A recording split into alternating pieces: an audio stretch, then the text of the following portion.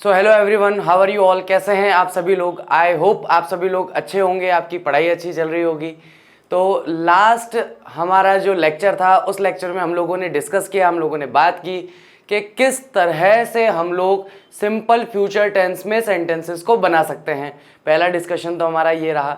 तो उसके लिए हमने दोनों तरह के सेंटेंस स्ट्रक्चर देख लिए कि अगर किसी सेंटेंस में हम किसी वर्ब को डिनोट करना चाहते हैं तो कैसे दर्शाएंगे, और किसी सेंटेंस में हम वर्ब को डिनोट नहीं करना चाहते, किसी एक्शन को डिनोट नहीं करना चाहते, हम कोई इंट्रोडक्शन, डिस्क्रिप्शन बताना चाहते हैं, वर्णन देना चाहते हैं, परिचय देना चाहते हैं, तो उस तरह के वाक्यों का निर्माण किस तरीके से किया जाता है।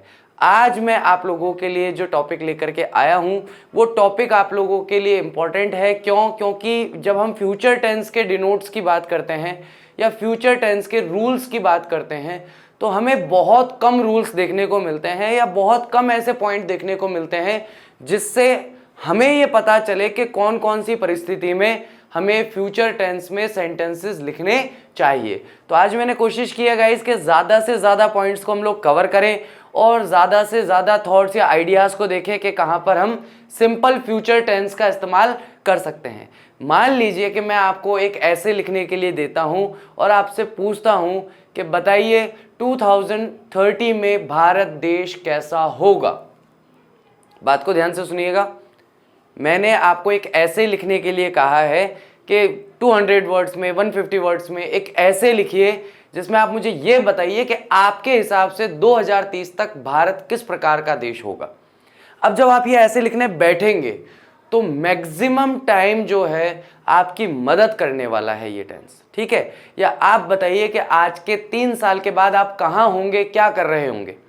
अगर मैं ये ऐसे लिखने के लिए आपको कहता हूं तो इस परिस्थिति में भी आपको क्या होगा, सिंपल फ्यूचर टेंस का मैक्सिमम इस्तेमाल करना होगा, राइट। तो इस तरह की परिस्थितियों को देखने के लिए आज का हम लोग लेक्चर लेकर के आए हैं और उसमें देखने वाले हैं कि किस तरीके से हम लोग सिंपल फ्यूचर टेंस में इसे देखते हैं। तो सबसे पहला हमारा पॉइंट ये आता है, to express a simple action in future, यानी कोई भी एक साधारण से साधारण कार्य भी, कोई साधारण कार्य भी अगर आपको लगता है कि भविष्य में होने वाला है तो उसे दर्शाने के लिए हम किसका इस्तेमाल करते हैं, सिंपल फ्यूचर टेंस का इस्तेमाल करते हैं।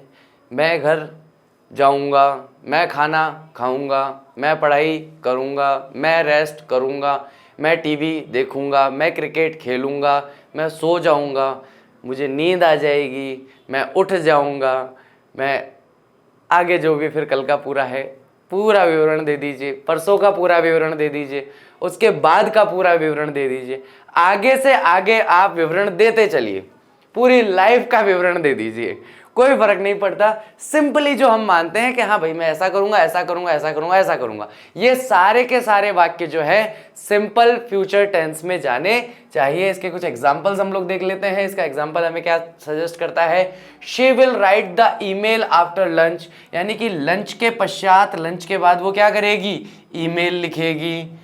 Alice will help us decorate for the party, और हमारी जो पार्टी होने वाली है उसमें एलिस जो है वो हमारी मदद करेगी। I shall see you in the evening, मैं तुमसे शाम को मिलूंगा।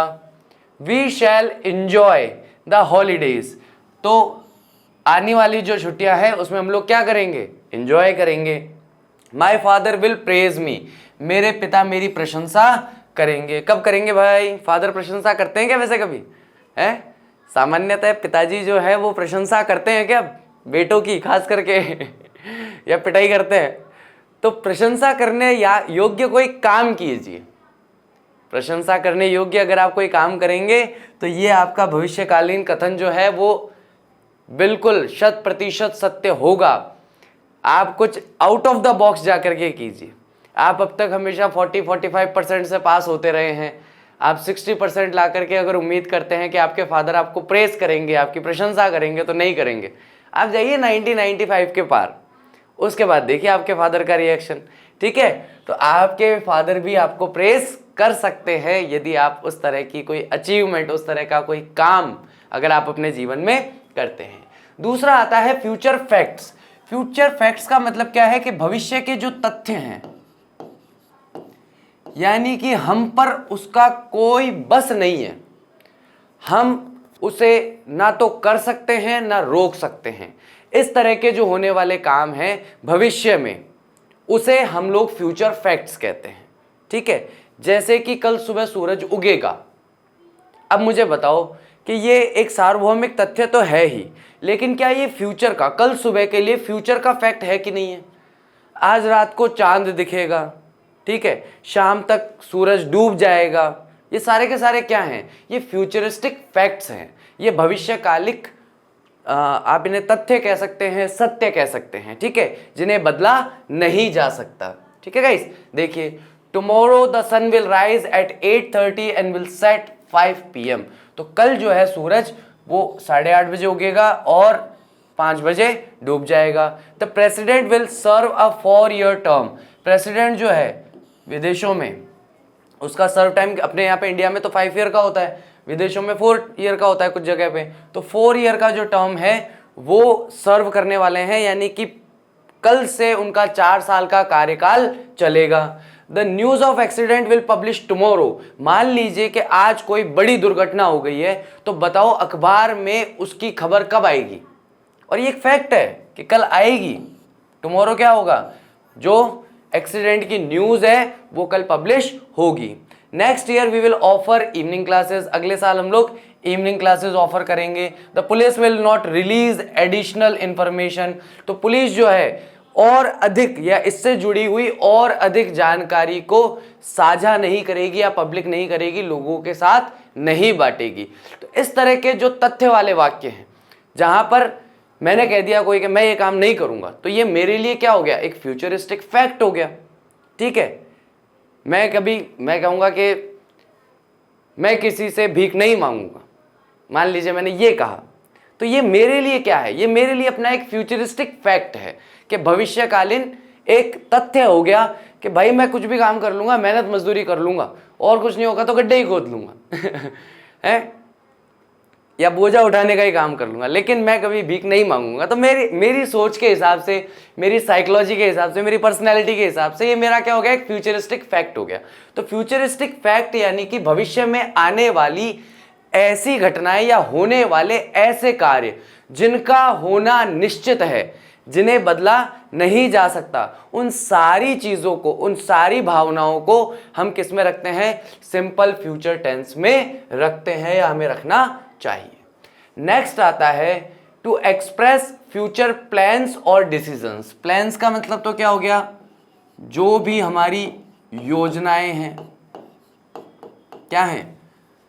आपकी होगी ना, शाम की योजना, कल की योजना, परसों की योजना, दिसंबर की योजना, परीक्षा की योजना। और डिसीजंस, डिसीजंस का मतलब क्या हो गया? निर्णय। जो भी हम योजनाएं बनाते हैं या जो भी हम निर्णय लेंगे भविष्य के लिए, वो सारे के सारे हमें कौन से टेंस में दर्शाने चाहिए? सिंपल फ्यूचर टेंस में उन्हें दर्शाया जाना चाहिए। ठीक है, अब जैसे इसकी योजना है, we will be in Washington tomorrow for a conference. तो हम कहाँ होंगे? हम वॉशिंगटन में होंगे। कब होंगे? कल होंगे। क्यों होंगे? एक कॉन्फ्रेंस के लिए होंगे। तो ये क्या हो गई? एक भविष्यकालिक योजना हो गई। अब विल जो है, इसको यहाँ पे आप चाहो तो शैल भी कर सकते हो। ठीक है, वी शैल बी, ऐसा भी आप लिख सकते हो। ठीक है, will you be at home later. क्या तुम बाद में घर आ जाओगे? तो ये क्या कर रहा है? आपका भविष्य का क्या प्लान है उसके बारे में पूछ रहा है। इंटरोगेटिव सेंटेंस बना लिया। Yes, I will B at home this evening. ये अपनी शाम की, वापस से क्या बता रहा है? ये अपनी शाम की योजना बता रहा है। इससे पूछा गया कि क्या भाई बाद में शाम को तुम घर आ जाओगे? तो उसने कहा हाँ, मैं शाम को घर आ जाऊंगा। तो यहां पर योजना पूछी गई और यहां योजना बताई गई कि मेरी शाम की क्या योजना है। You won't be at the office next week. I won't be at the office next week, यानी कि अगले सप्ताह में ऑफिस में नहीं होऊंगा। अब देखो ये वॉन्ट का क्या मतलब है? इस वॉन्ट का मतलब है हमारे यहाँ पे विल नॉट।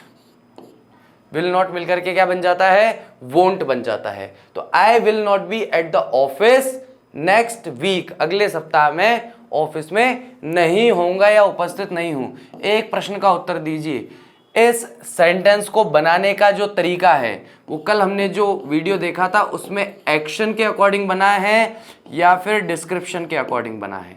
किसके अकॉर्डिंग ये बना है, एक्शन के अकॉर्डिंग या डिस्क्रिप्शन के अकॉर्डिंग? यहां पर इस वाक्य में आपको कौन सा फॉर्मेट नजर आता है? ठीक है, ये आप लोग मुझे बताइएगा वीडियो में कमेंट करके कि सर इसमें एक्शन का फॉर्मेट है या इसमें डिस्क्रिप्शन इंट्रोडक्शन का फॉर्मेट है। तो एक बार देखते हैं कि कल का वीडियो आपने कितना अच्छे से देखा है। ठीक है, नेक्स्ट गाइज हमारा यहाँ पे आ जाता है टू एक्सप्रेस एन इन्विटेशन। यदि हम किसी को कभी आमंत्रित करते हैं, हम कभी किसी का वेलकम करते हैं या किसी पार्टी में हम किसी को बुलाते हैं, पार्टी मतलब कोई भी एक ऐसा ओकेजन है जहां हम किसी को निमंत्रण देते हैं, है ना। इन्विटेशन का मतलब क्या हो गया, आमंत्रण या निमंत्रण, आमंत्रण या निमंत्रण कहा जा सकता है। कहते हैं ना शाम को खाना मत बनाना, जिम ने जाना है तो ये वही है आमंत्रण निमंत्रण, क्योंकि हमारे आमंत्रण आया हुआ है, बुलावा आया हुआ है। ठीक है ना, तो कई बार आमंत्रण या निमंत्रण को बुलावा भी कह देते हैं कि भाई बुलावा आया है। ठीक है ना, बुलावा किस चीज का है, कोई काम करने के लिए बुला ले हुए घर पे तो उसको इन्विटेशन कहेंगे कि नहीं कहेंगे कि आना शाम को है, दिवाली की साफ सफाई करनी है घर की, तो उसे आप इन्विटेशन मानेंगे कि नहीं मानेंगे, वो इन्विटेशन होगा कि नहीं होगा। तो नेक्स्ट आता है विल यू मैरी मी। तो ये एक तरह का प्रपोजल है जिसे आमंत्रण या निमंत्रण भी कहा जा सकता है। क्या आप मुझसे विवाह करेंगे? तो विल यू मैरी मी जो है वो एक तरह का इन्विटेशन है। Will you come with me to tell my parents the good news. क्या आप मेरे साथ मेरे घर चलेंगे, मेरे साथ आएंगे मेरे माता पिता को ये खुशखबरी देने के लिए या ये गुड न्यूज़ देने के लिए? क्या आप मेरे साथ मेरे माता पिता के यहाँ चलेंगे? Will you go to the wedding with me. क्या आप मेरे साथ शादी में चलेंगे? Will you come to my bachelorette party. Bachelorette party वो होती है जब कोई भी व्यक्ति जो है विवाह से पूर्व अपने मित्रों के साथ, अपने दोस्तों के साथ में घूमने फिरने और एंजॉय करने के लिए जाते हैं, उसे बैचलरेट पार्टी कहा जाता है। ठीक है, तो यहाँ पर हम देख रहे हैं कि भैया ये सारे के सारे जो वाक्य हैं ये इंटेरोगेटिव फॉर्म में क्यों हैं? देखिए, इंडिया में जब हम किसी को इनविटेशन देते हैं तो हमारा तरीका ये होता है कि भैया 15 तारीख को किसी की शादी है, ठीक है, और आपको ज़रूर आना है। अपन कभी भी ये नहीं बोलते कि आप आएंगे क्या, भाई 15 तारीख को शादी आप आएंगे क्या?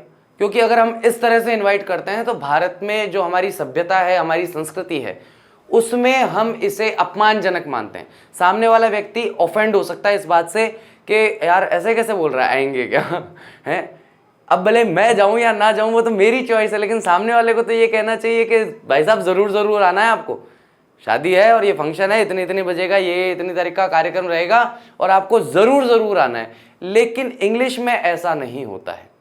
इंग्लिश में जब हम किसी को इनवाइट करते हैं वहाँ के लोग बहुत प्रैक्टिकल होते हैं। वहाँ पार्टीज ऐसे नहीं होती कि हलवाई बिठा दिया और ठीक है यहाँ पे कितने लोग आएंगे, मेरे हिसाब से यार 300 लोगों को बुलाया तो 300 सवा 300 तो आ ही जाएंगे। आप एक काम करो 350 के हिसाब से खाना बना लो। वहाँ ऐसा नहीं होता। वहाँ रेस्टोरेंट्स या होटल्स के अंदर पार्टी होती है जहाँ पर उन्हें पता होता है कि कौन आने वाला है कौन नहीं आने वाला है, उन्हें पहले ही इस बारे में पता होता है। तो जितने लोग कंफर्म करते हैं कि हम आ रहे हैं या हम आएंगे, केवल उन्हीं की व्यवस्था की जाती है। जिन लोगों का कंफर्मेशन नहीं होता उनकी कोई व्यवस्था भी नहीं होती। ठीक है, तो इसलिए यहाँ पर ये सारे के सारे वाक्य किस में हैं, इंटरोगेटिव फॉर्म में। और 12th क्लास के बच्चे तो इससे बहुत अच्छी तरीके से कनेक्ट कर पाएंगे, क्योंकि उन्हें तो इनविटेशन राइटिंग भी पढ़ना है आगे जाके राइटिंग पोर्शन के अंदर, कि इनविटेशन राइटिंग कैसे लिखा जाता है और फिर एक्सेप्टेंस या डिक्लाइन जो है वो कैसे लिखा जाता है। यानी कि आपको 3 चीज़ें अंग्रेजी में लिखनी आनी चाहिए। किसी को आमंत्रण या निमंत्रण देना है तो आप कैसे देंगे, और अगर आपके पास किसी का आमंत्रण या निमंत्रण आया है, इनविटेशन आया है, आप उसे हाँ कहना चाहते हैं कि भाई मैं आऊँगा, तो उसे कैसे लिखेंगे। आप उसे मना करना चाहते हैं कि भाई मैं नहीं आऊँगा, तो आप उसे कैसे लिखेंगे। बात समझ में आ गई? आई होप कॉन्सेप्ट क्लियर हुआ होगा कि ये इनविटेशन या आमंत्रण जो है वो सारे के सारे इन्वर्टेड कॉमास में या इन्वर्टेड सेंटेंसेस में क्यों लिखा गया है, क्योंकि वहाँ पर आप आ रहे हैं या नहीं आ रहे हैं, आपको ये चीज़ स्पष्ट रूप से बतानी होती है।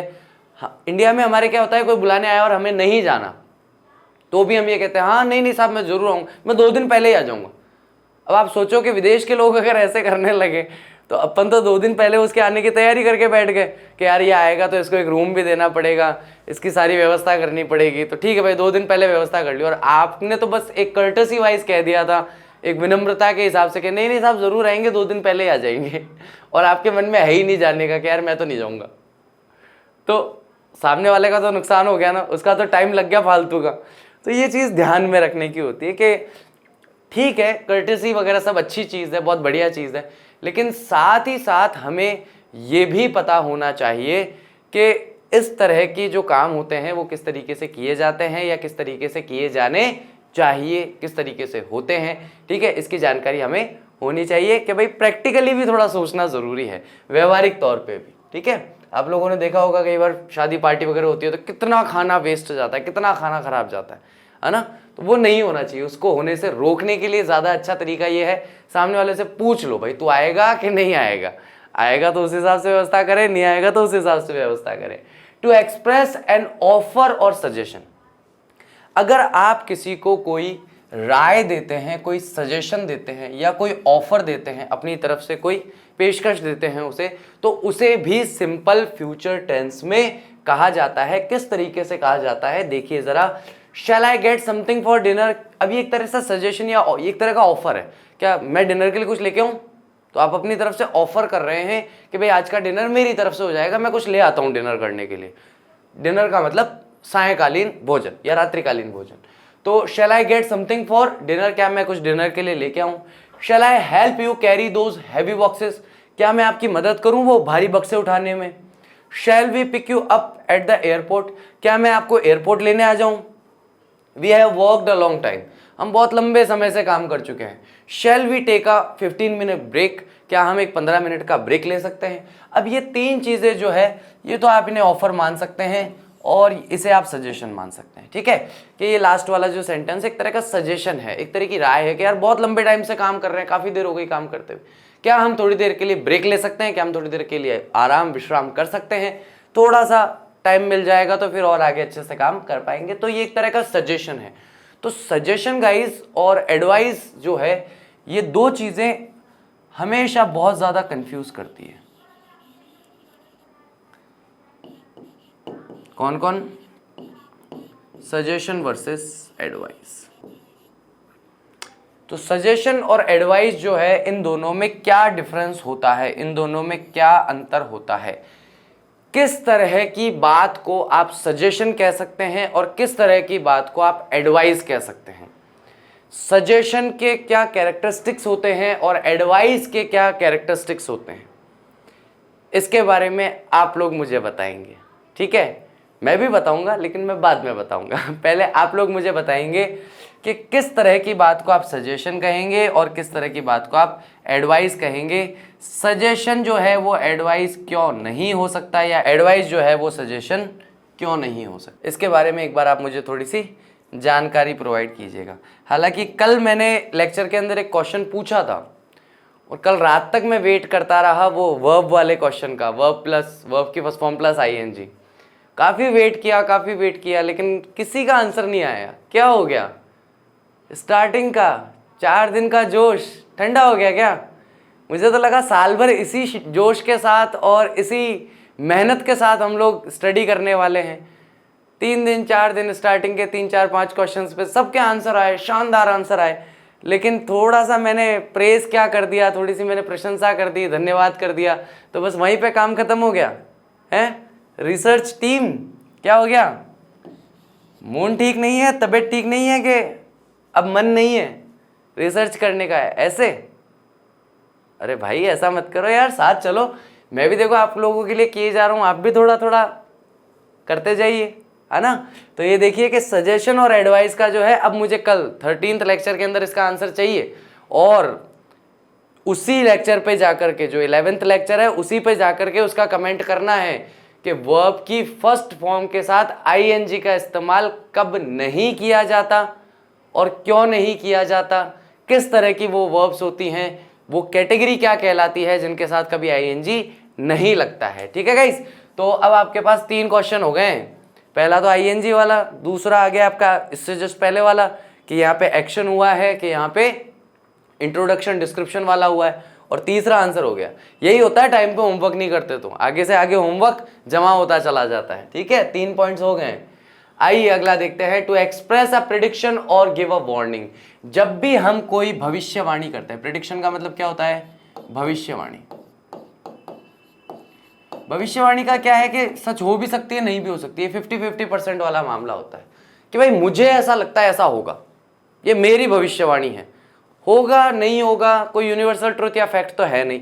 तो भविष्यवाणी हमेशा किस तरह की होती है कि भाई हमारे अकॉर्डिंग, हमारी समझ के, हमारी नॉलेज के अकॉर्डिंग ऐसा होगा, तो उसको हम प्रेडिक्शन या भविष्यवाणी कह देते हैं। और गिव अ वार्निंग, या फिर कोई चेतावनी अगर आप देना चाहें,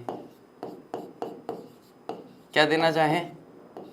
चेतावनी अगर आप देना चाहते हैं तो। ठीक है, तो बहुत सारे लोग क्या करते हैं, वार्निंग को चेतावनी भी कह देते हैं और कई बार धमकी भी कह देते हैं। तो अगर आपको धमकी देनी है किसी को तो आप उसे थ्रेट करेंगे। ठीक है, वार्निंग में हम हमेशा चेतावनी ही देते हैं। ये थोड़ा सा एक सकारात्मक भाव रखता है, चेतावनी जो है, वार्निंग जो है वो थोड़ा सा एक सकारात्मक भाव रखता है कि सामने वाले के भले के लिए हम कुछ कह रहे हैं। ठीक है, लेकिन मैं तुझे क्लास के बाद देख लूंगा, इसमें सामने वाले का कोई भला नहीं है, तो ये कोई वार्निंग नहीं है, ये सीधा एक थ्रेट है, ये सीधी एक धमकी है। ठीक है, तो चेतावनी में ये होता है कि भाई ऐसा मत करो, तुम्हारा कोई नुकसान हो जाएगा, ऐसा मत करो, तुम्हें चोट लग जाएगी, भाई मस्ती मत करो, हाथापाई मत करो, इससे तुम्हें चोट लग सकती है। तो ये तो एक वार्निंग है, एक चेतावनी है। ठीक है, लेकिन अगर तुम लड़ाई झगड़ा करना बंद नहीं करोगे तो मैं तुम दोनों को पीटूंगा, तो ये चेतावनी नहीं है, ये धमकी है, ये थ्रेट है। ठीक है गाइस, तो थ्रेट में और वार्निंग में थोड़ा सा डिफरेंस होता है। देखिए कि वार्निंग्स और प्रेडिक्शंस कैसे हो सकते हैं। डोंट लिफ्ट दैट, उस चीज को मत उठाओ, यू विल हर्ट योरसेल्फ, नहीं तो तुम अपने आप को चोट पहुंचा लोगे। The boss will not give you a raise, boss जो है वो तुम्हारी तनख्वाह नहीं बढ़ाएंगे। अ रेज का मतलब होता है तनख्वाह बढ़ाना। ठीक है, तो बॉस जो है आपको रेज नहीं देंगे, तो ये वार्निंग नहीं है, एक तरह की प्रेडिक्शन है कि भाई मुझे लगता है तुमने साल भर में जिस तरीके से काम किया है, जिस तरीके से व्यवहार किया है, जो तुम्हारा आउटपुट रहा है, उन सबको देख के मुझे ये लगता है कि बॉस जो है इस बार तुम्हारी तनख्वाह नहीं बढ़ाने वाले या तुम्हें रेस नहीं देंगे। तो मैं प्रेडिक्शन कर रहा हूँ, हो सकता है बॉस दे भी दें, ये तो बॉस के मन के ऊपर डिपेंड करता है। Don't run too fast you will fall, बहुत तेज मत दौड़ो, तुम गिर जाओगे, ये भी क्या है? वार्निंग है। Don't lie you will get into trouble, झूठ मत बोलो, तुम मुसीबत में पड़ सकते हो। इट विल रेन टुडे, ये फिर से क्या आ गया? हमारा प्रेडिक्शन आ गया कि आज बरसात हो सकती है। ठीक है, ट्रबल का मतलब होता है मुसीबत में। ठीक है, क्या है इसका मतलब? मुसीबत। तो झूठ मत बोलो, झूठ बोलने से क्या होता है, कई बार इंसान मुसीबत में पड़ ही जाता है। कैसे पड़ जाता है कि एक झूठ को छुपाने के लिए 100 झूठ बोलने पड़ते हैं। ठीक है, और बहुत सारे ऐसे लोगों से मैं मिला हूं जिन्हें ढंग से झूठ बोलना भी नहीं आता झूठ बोलने में भी गड़बड़ कर देते हैं कि झूठ भी ऐसा बोलते हैं कि तुरंत ही पकड़ में आ जाते हैं कि तू झूठ बोल रहा है झूठ बोलते के साथ ही तो या तो झूठ बोलो मत, और अगर बहुत ज़्यादा ऐसी कोई मजबूरी फंस गई है कि झूठ बोलना ही है तो थोड़ा ढंग का झूठ बोलो, थोड़ा तरीके का झूठ बोलो कि जिस पर ट्रस्ट हो सके, जिस पर विश्वास हो सके। देखिए, to express a spontaneous decision, spontaneous का मतलब होता है अचानक अगर हम कोई बात बोलते हैं या अचानक हम कोई निर्णय लेते हैं।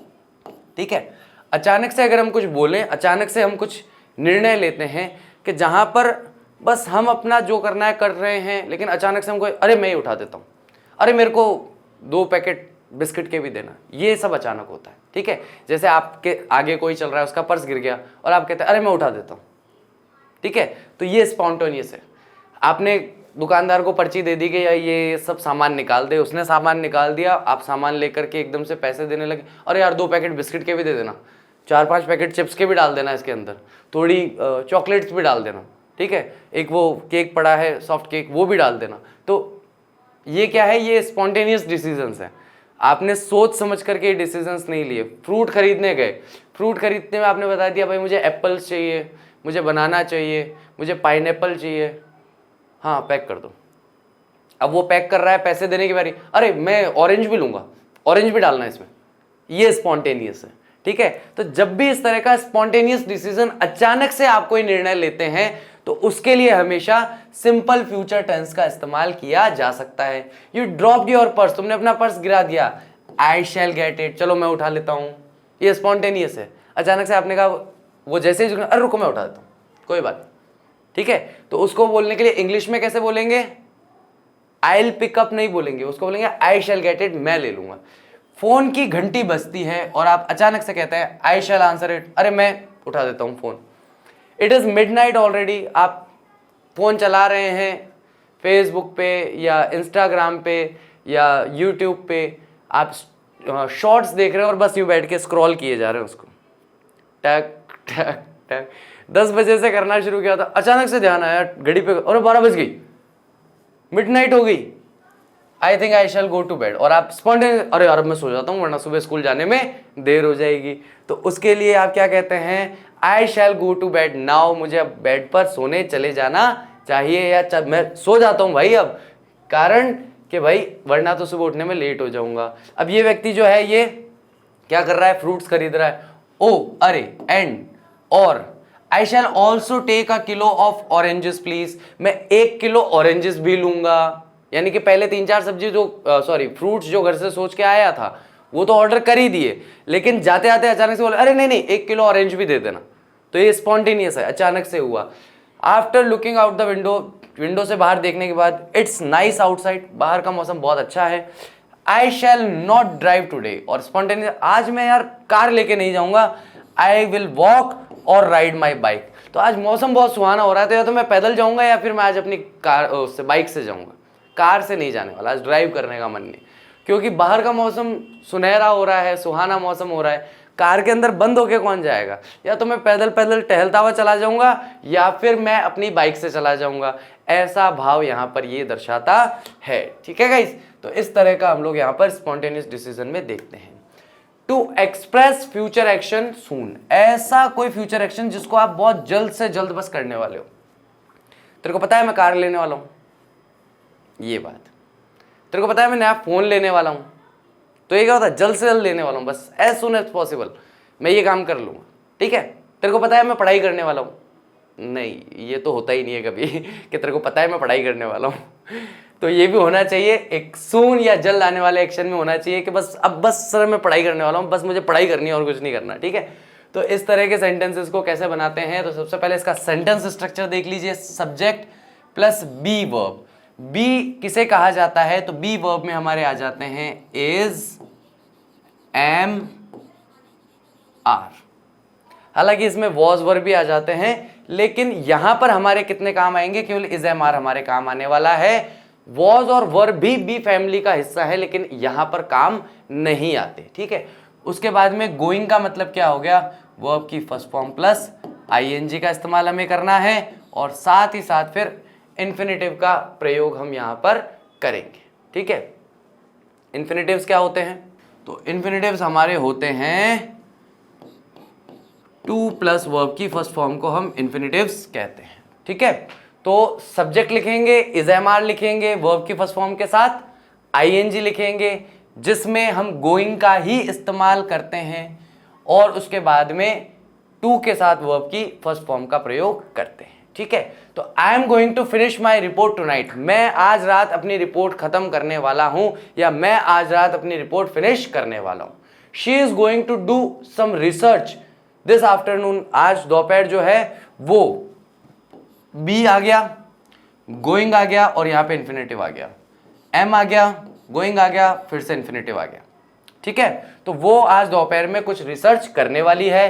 Tim said that he is going to listen some music, तो टॉम ने कहा था कि वह कुछ संगीत जो है सुनने वाला है। They are going to bake a cake for her birthday, वे लोग जो हैं वे उसके जन्मदिन के लिए एक केक बनाने वाले हैं। केक बनाने को क्या कहते हैं, बेकिंग कहते हैं, ठीक है। तो they are going to bake a cake for her birthday, उसके बर्थडे के लिए वो एक केक बेक करने वाले हैं। We are going to wait and see, हम लोग इंतजार करेंगे और देखेंगे। तो यहां पर हमारी क्या प्लानिंग है, are going to wait and see, ठीक है। तो यहां पर हमें बी की फॉर्म मिल गई, गोइंग मिल गया, और उसके बाद में टू वेट हमें मिल गया, ठीक है। तो गोइंग जो है यहाँ पर हमेशा इसी फॉर्म में यहाँ पे हमें देखने को मिलता है। इसके बाद आने वाली जो भी क्रिया होगी उस क्रिया से पहले टू लगा करके हमें उसे इन्फिनेटिव बना लेना है, और टू के बाद हमेशा वर्ब की कौन सी फॉर्म आती है?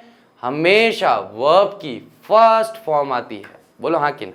ठीक है गाइस, तो ये हम लोग यहाँ पे देखते हैं। नेक्स्ट हमारा रूल यहाँ पे मिलता है टू एक्सप्रेस टाइम क्लॉज। ये एक्चुअली एक ऐसा टॉपिक ये है, ये वाला जो भी बोर्ड पे है, कि ये हम ऑलरेडी पढ़ चुके हैं सिंपल प्रेजेंट टेंस में, लेकिन क्योंकि इसमें जो जॉइंट बन रहा था, दो सेंटेंसेस जो साथ में आकर जुड़ रहे थे, वो दोनों सेंटेंसेस में से एक सिंपल प्रेजेंट का था और एक सिंपल फ्यूचर का था। इसलिए मैं इस रूल को वापस एज इट इज लेके आया हूं, कोई चेंज नहीं किया मैंने इसमें, बिल्कुल वैसा का वैसा लेके आया हूं ताकि कोई कंफ्यूजन भी ना हो।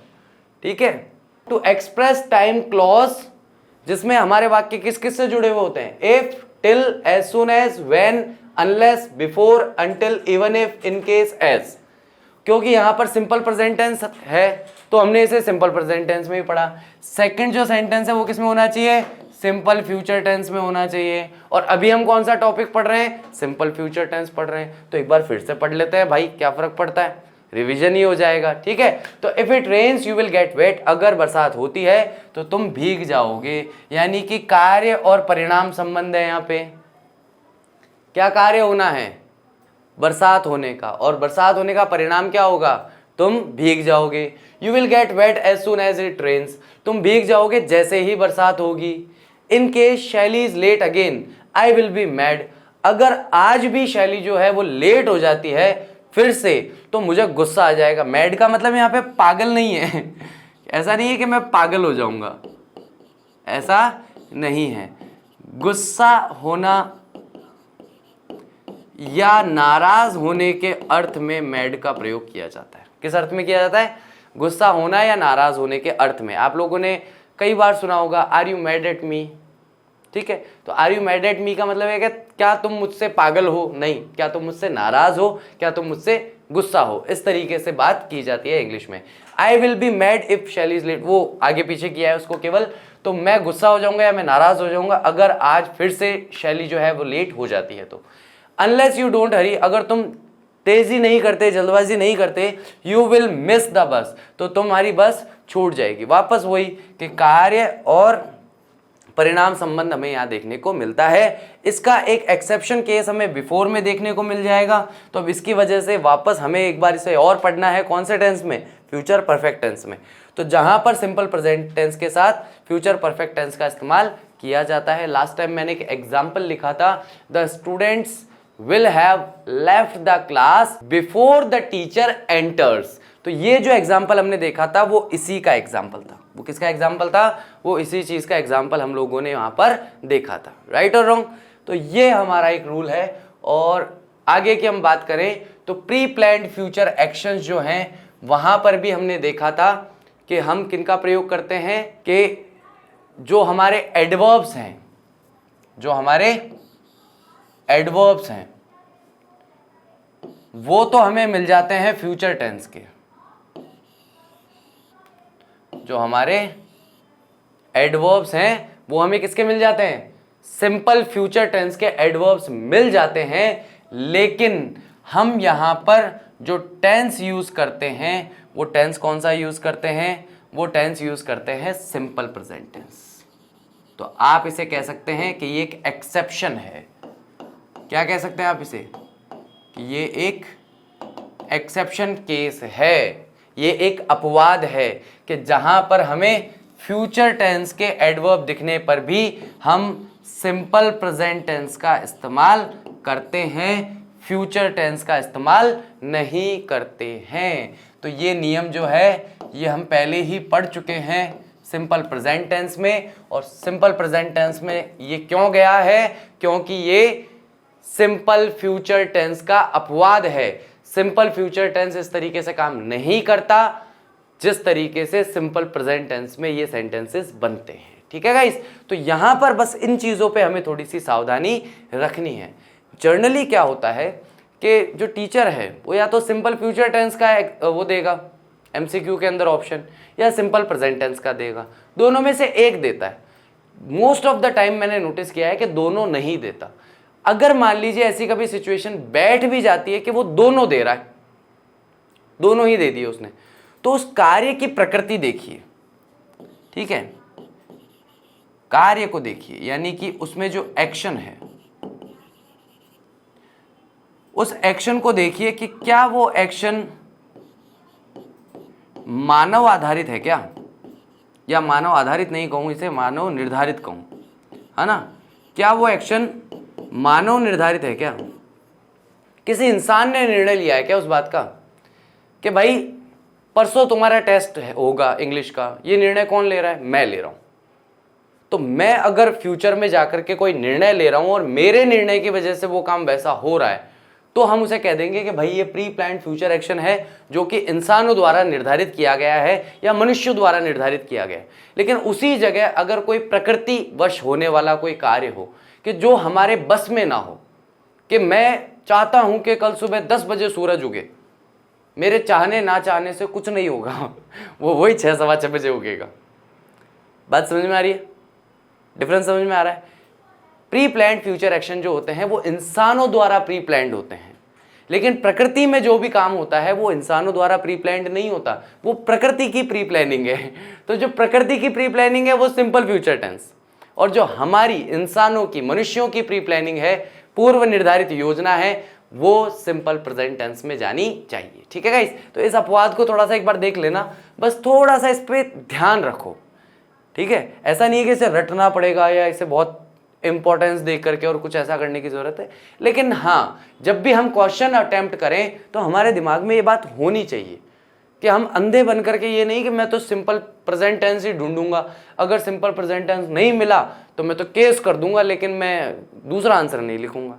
तो अभी हमने जितने नियम पढ़े हैं उन नियमों के अनुसार इसमें से कुछ वाक्य बहुत आसानी से सिंपल फ्यूचर टेंस में भी जा सकते हैं और कुछ आसानी से सिंपल प्रेजेंट टेंस में भी आ सकते हैं। ठीक है गाइस, तो एक्सेप्शन स्वरूप ये हमारा एक लास्ट हमारा जो नोट था वो हम लोगों ने डिस्कस किया। तो आई होप आप लोगों को आज का लेक्चर अच्छे से समझ में आया होगा, आपने इसे एंजॉय किया होगा।